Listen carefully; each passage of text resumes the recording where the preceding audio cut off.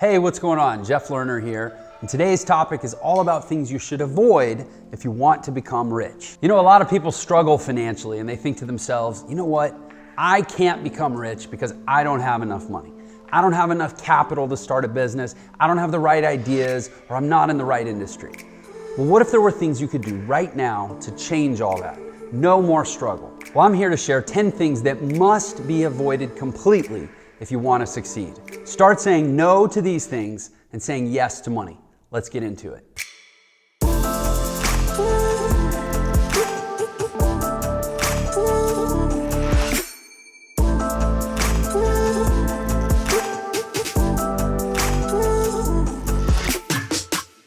Welcome back.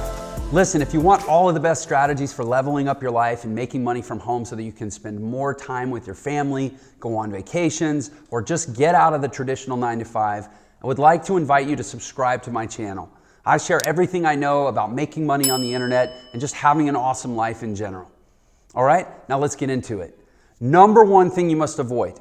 You must stop being shy and avoiding meeting people. Rich people have large networks of go-to people that are both friends and acquaintances. Around 68% of wealthy people say that they like meeting new people. Most people who reach financial stability made as much effort as possible to give a good impression of themselves and to keep it. Wealthy people don't forget to congratulate new acquaintances and old ones on holidays and other important days. And it's so easy these days with social media to expand your friendship list. And also, why not put yourself out there and go to events or join an inner circle mastermind group? Here at Entre, we're a group of like-minded entrepreneurs who help each other out. And they say that like attracts like. So if you're hanging out with those people who are wealth-generating machines, then you're on the road to a healthy money mindset.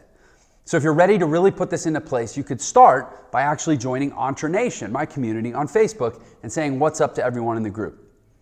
Number two is playing the blame game. Blaming luck or fate. Look, who believes really in luck or fate? I think it's a useful way to create your dreams, but it is about the action you do. It's not just about being born lucky. The same is true when it comes to money and your future. It's much easier to say, well, I didn't get the job because I'm unlucky, than it is to say, well, I didn't get that job because I know a much better one is coming my way. See, wealthy people believe that their path to success is driven by their passion and their goals. They choose an income that they desire. For example, $100,000 a year. And then they strategically figure out the best way to generate that money. Unfortunately, those who are less wealthy tend to blame fate or bad luck for their misfortunes, like saying things like, I'm always struggling because I'm just not lucky with money. Well, research indicates that about 90% of struggling people actually do what I just said. So instead of trying to make their own path, they turn to get-rich-quick gimmicks and lottery tickets to try and improve their well-being. Well, if you're tired of playing this old money story over and over, you're in for a treat. At the end of this video, I have something that will help you, and it is totally free too, so keep watching. Number three thing you must avoid is sleeping in. Oh, but I'm so tired. Well, look, that's probably true. It's true for most people when they wake up in the morning, but perhaps it's just about adjusting your sleeping hours. Waking up early doesn't mean not getting enough sleep. 89% of wealthy people sleep from 7 to 8 hours a night.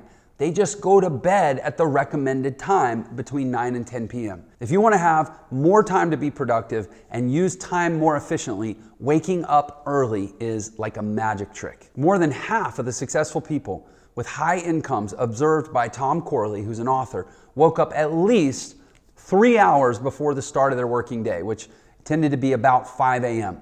You know, I know personally, I love to get up in the morning and I start my day every day with a gym date with my wife around 5 a.m. Doing some type of sport or meditation, something that gives you that boost of energy to get that day going, will normally lead to a more productive working day. And then when I do it, I have plenty of time to plan out my day and get going right. Speaking about getting enough sleep, how is your actual physical health? The fourth thing that you must not do if you want to be successful is ignoring your health. Your health is actually your greatest wealth. And studies show that about 76% of wealthy people exercise at least 4 times a week and have a balanced diet. That's not a coincidence. And I just mentioned that I myself exercise every day starting at 5 a.m. And I also have a highly organized diet that includes the time of days that I can eat and also a technique called intermittent fasting. This is because my body works the most optimally when it is fed good nutrition and has time to process the food. And under this health category also comes prevention, things that you can do to avoid doctors altogether and take great care of yourself. And habit number 5 that you must not do is to be avoiding books. Literally, not reading means not thinking. That's a quote by Dostoevsky, the great author. 88% of rich people read books specifically about self-development, professional development, and history, historical literature like biographies, for at least 30 minutes a day. And guess what? They get results. That reading contributes directly to the results they get in life. And there are many ways you can read these days, whether it's on Kindle or listening to an audio version. Personally, I love reading. I mean, I can't help it. I am a learner after all, right? Jeff Lerner. And I love physical books. I like to hold them in my hand, and I like to listen to audios when I'm at the gym. And there are so many excellent books about wealth. I'm going to drop just a few of my favorites below in the description. Number 6 is you must not let yourself be stuck working in a job that you hate. Now, how many of you watching love your work? If you do, excellent. If you love your job, chances are you're going to produce great work. In fact, research shows that 85% of people who enjoy their job are financially successful. Those people who hate their job also tend to complain a lot about their job.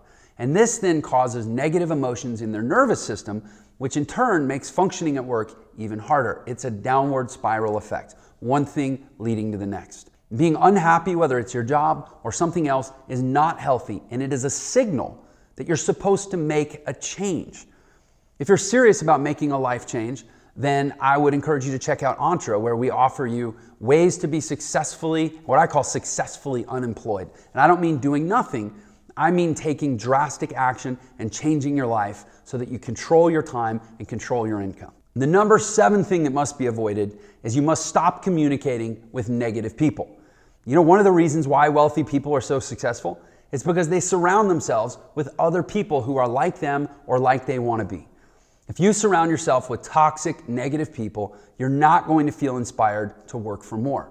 If you want to be richer, avoid and ignore all toxic and negative people. Send them away, for real. Just banish them from your life.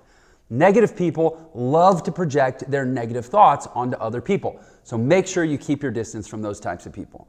This links up with number 6, which is watch out for your own negative self-talk. You want to avoid all other negative people, and you don't want to have to hang out with yourself if you're a negative person. So avoid negative self-talk. Remember, the people you hang out with are reflections of yourself. So get the positive community going on around you and educate yourself on ways to communicate better. For example, I'm a big fan of a guy named Rosenberg, and he has a whole series and study of what he calls nonviolent communication. And I'll put a link for that as well below this video for you, as well as one of my favorite books, How to Win Friends and Influence People by Dale Carnegie. And then you get bonus points because you'll also be reading. And number 8 is to stop watching reality shows. In fact, just stop watching so much TV in general. And I'm not certain if that one applies to you or not, since you're already here watching my channel instead of TV. So kudos to you for that. You know, a very successful friend of mine actually used to call television the electronic income reducer. I've never forgotten that. And I think about it every time I sit down with one in front of me. Around 78% of what we would call normal income earners, people who are not wealthy, reported that they love shows where viewers can watch the details of someone else's private life. In other words, a reality show, right? But among rich people, only about 6% of all rich people watch reality shows. And it's worth mentioning, rich people don't like TV very much in general, and many of them watch it for less than 1 hour a day, if at all. I know really successful people that have actually removed all the televisions from their house. And the same goes for the internet.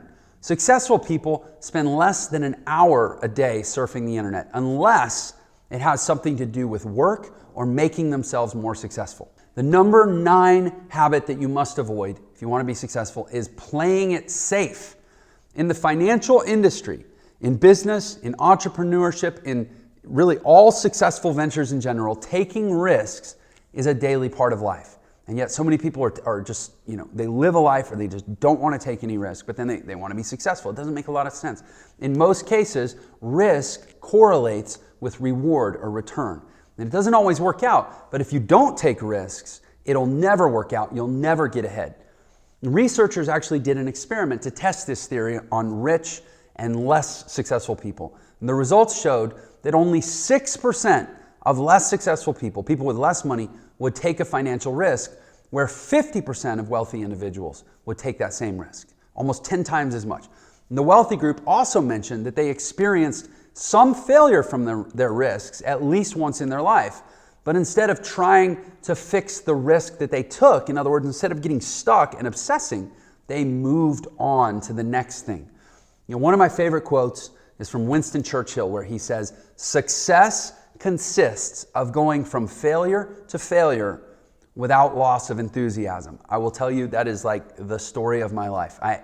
If I had $1 for every time that I failed, well, I pretty much do have $1 for every time that I failed, and that's probably why I'm successful. But number 10, the final one, is all about spending too much money, overspending. I'm not talking about taking calculated risks in business. I'm talking about blowing money on stuff that you know isn't going to generate a return. And this may seem obvious, but spending too much money wastefully causes you to have less money. Therefore, you don't have money when you actually want to invest it in things that can move your life forward. And it's all about the ratio of what you earn versus what you spend. See, most poor people spend much more than they earn. You probably know people who buy expensive cars, phones, jewelry, and other things on credit. They put it on credit cards because they can't actually afford them, and frankly, they don't really need them. Whereas wealthy people usually stick to a proven money system of income distribution. And what I mean is they know how to save. They allocate at least 10% of all the money that they earn to savings and maybe investing. And then they have a backup saving system with another 10%.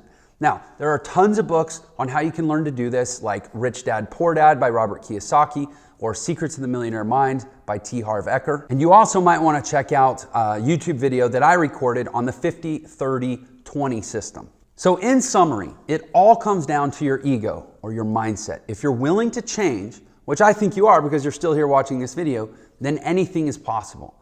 And some of my students at Entre have made huge changes to their life. Not just their bank accounts, but their whole life. And why is that? Because it starts from within and they're willing to go within and do the hard work. If you're changing yourself, you're getting good sleep, you're eating well, exercising, hanging out with the right people, taking full responsibility, and not blaming, then naturally your mindset towards learning about money is also going to change fast. Now, I did promise you a free course that could help you make some more decisions about your life and moving it forward. And we teach you in this course about putting everything in the proper sequence, building a strong foundation first, and then moving forward with the strategy for a wealthy, healthy, and successful life. My personal passion and dedication are to see you have an awesome life. And if you'd like to join the course, click the link below in the description. And if you found this video useful, I would love to hear from you in the comments below. Please let me know your thoughts and make sure to subscribe to this channel for more videos on ways to up your wealth game. I want to thank you for your time, and I will see you in the next video.